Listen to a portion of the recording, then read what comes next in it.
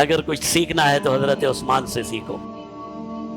عثمان عثمان کہنے سے کچھ نہیں ہوگا، عثمان کی سیرت اپنانے سے ہوگا. عثمان کی سیرت اپنانے سے ہوگا، عثمان کی سیرت پر چلنے سے ہوگا. عثمان کی سیرت کیا ہے؟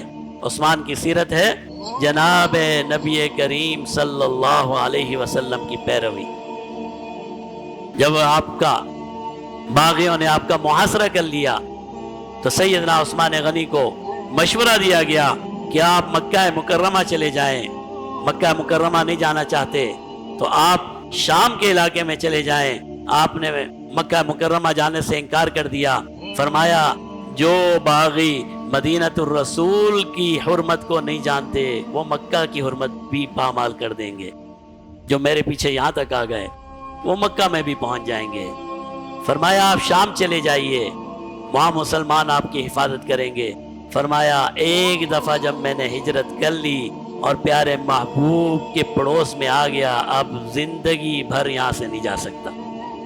پیارے محبوب کی پڑوس کی زندگی کو، جوار کو نہیں چھوڑ سکتا.